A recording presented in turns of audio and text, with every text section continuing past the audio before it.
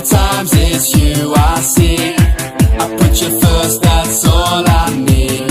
I humble all I am, all to you. One way, Jesus, you're the only one that I could live for. One way, Jesus, you're the only one that I could live for. You're the only one, you're the only one, you're the only one that I could live for. You're the only one, you're the only one, you're the only one that I could live for. You were always, always there, every how and everywhere. Your grace abounds so deeply within me. You will never ever change. Yesterday, today, the same. Forever till forever meets no end. One way, Jesus, you're the only one that I could live for. One way, Jesus, you're the only one that I could live for. One way, Jesus, you're the only one that I could live for. One way, Jesus, you're the only one that I could live for. Are you having fun? Well, what we're gonna do now is we're all gonna get down nice and low. That's it, how low can you go? And we're gonna sing, you are the way, the truth and the life. Come on, let me hear ya. You are the way, the truth and the life. We live by faith and not by sight. For you, we're living all for you. Up a bit higher. You are the way, the truth and the life. We live by faith and not by sight. For you, we're living all for you. You are the way. You are the way, the truth and the life. We live by faith and not by sight. For you, we're living all for you. You are the way, the truth and the life. We live by faith and not by sight. For you,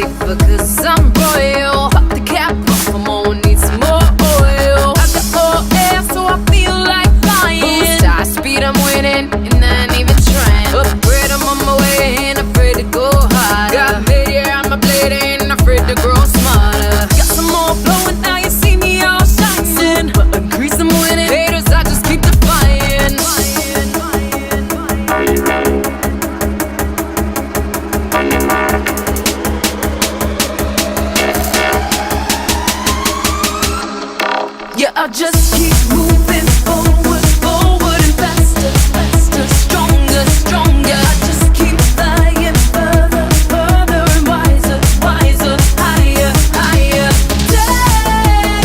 Take the limits off, take them off. On your mark, on your mark, on your mark. Get ready, get ready, get ready, set, go to the south.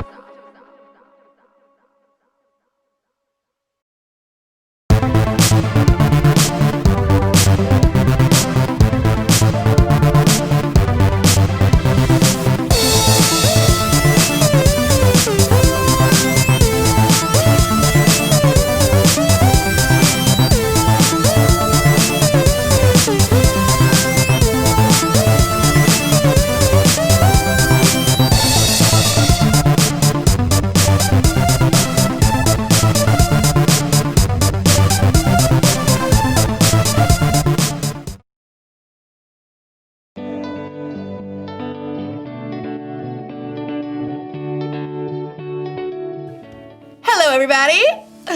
Erica here, and welcome back to another week in the STEAM Lab. Whenever you're learning new things, experimenting, inventing, or anything else one might do in a lab, you need to make sure you have faith. Faith is trusting in what you can't see because of what you can see. And you also have to have something to work with. Today, I asked a few people to let me borrow their glasses for the day. Cheers! Just kidding. Eyeglasses, not water glasses. I see you. Okay, these are reading glasses. They're supposed to help you see things better close up. Let's see. Oh, wow. Yep. They really work. I see things a lot more clearly. It's like focused. Blurry. Focus! Blurry. But look what happens when I put on these glasses. They're for someone who is really farsighted. Wow! I can't see anything. I can't see anything. It's like blurry, blurry. Focus, focus. Blurry, blurry. Focused. Isn't that wild? There are a lot of different kinds of glasses. And the reason is because there are a lot of different kinds of people. Not everyone sees the same way. And today's story is about when a guy named Paul met some people who saw things a little bit differently than he did. Go see for yourself. You see what I did there? Okay. Meanwhile, I've got some more glasses to try on. Whoa. These are X-ray glasses. I can see my bones! Just kidding. Seriously though, when did I get that freckle? The Bible. It's 66 books of history, stories, letters, and poetry that fit together to form God's one big story. The epic adventure of how He created us and loves us so much that He made a way to rescue us. As we travel through the Bible, from Genesis to Revelation, we discover people who met God and found their lives changed forever. Now, for an amazing story, inspired by the book of Acts, chapter 17, verses 16 through 34. Wherever Paul went, he boldly preached the good news of Jesus. This Jesus I'm telling you about is the Messiah. Many Jews and Greeks believed in Jesus, but in nearly every town, a group of Jews would gather to oppose Paul. He and his companions were forced out of Thessalonica, and then later that same group of Jews followed to run Paul out of Berea.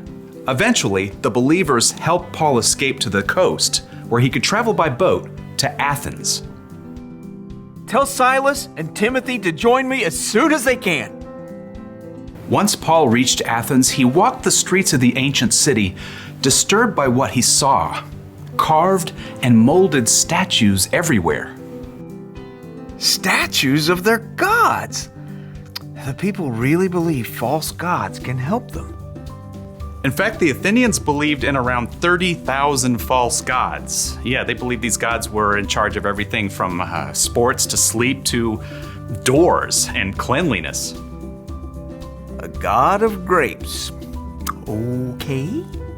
While Paul waited for his friends, he visited the Jewish synagogue to tell Jews and Greeks alike about Jesus. And in the marketplace, he spoke to anybody who would listen.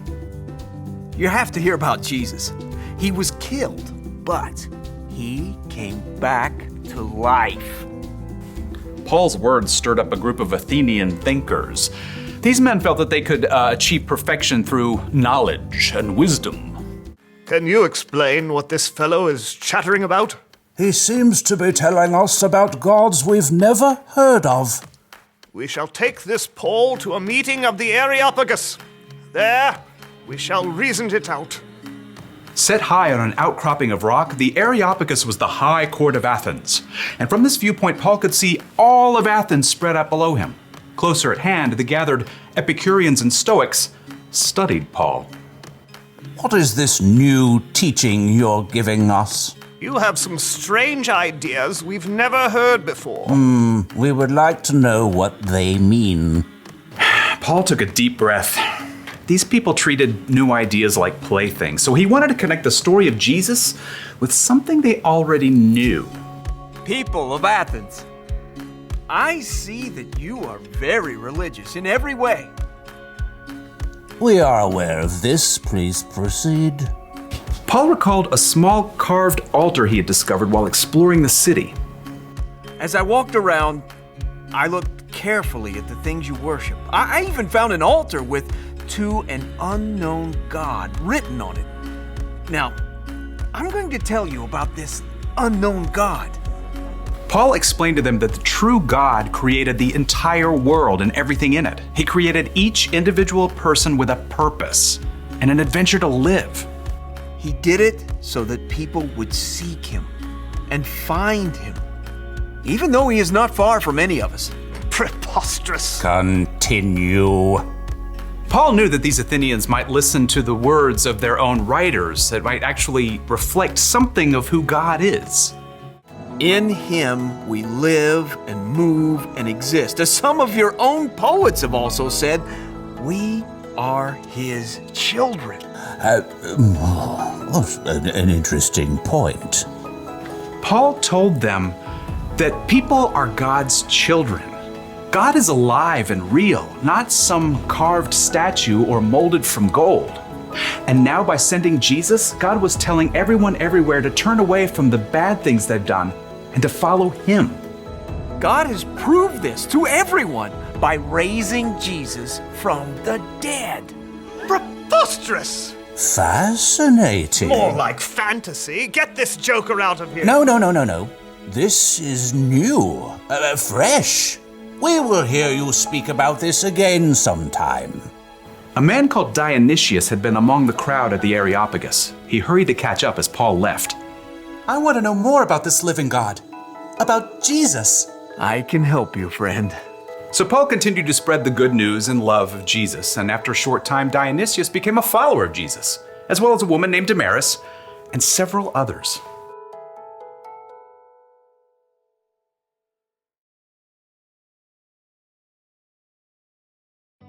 I know it's a banana, but it just looks like a blurry yellow blob. Whoa! It's hard to focus when you can't see clearly, but I think it's important to try and see things from another person's point of view, like Paul and the people in Athens. They believed in different gods than Paul. That's why Paul tried to see things how they saw things, so he could tell them about Jesus in a way they'd understand. He told them about the living, one true God who created the whole world and everything in it. And he told them that God proved how powerful he was by bringing a man back from the dead. That man was God's son, Jesus. Many of the people from Athens had never heard of anything like that before. Some thought Paul was kind of crazy, but others wanted to hear more. And Paul was able to help them know Jesus the way he knew Jesus. That's something we can do too! It's the one thing to remember today. You can help others know Jesus. That can be easy if you're talking to someone who sees things the same way you do. But when someone sees things differently, when they believe differently, or when they've had different experiences than you, it helps to try and see things from their point of view. Ah, yes, I see what you're saying now. The best thing to do is to try to keep it real. Be honest about what Jesus has done for you. And it's not just in what you say. You can help people know Jesus by what you do, too. When you treat people with love, respect, and kindness, they can see the love of Jesus through you. Everyone's different, and we all see things just a little bit differently. So I think it makes sense to try to see things the way other people see them. And you don't even have to change your glasses to do it. I'll see you next time. Bye.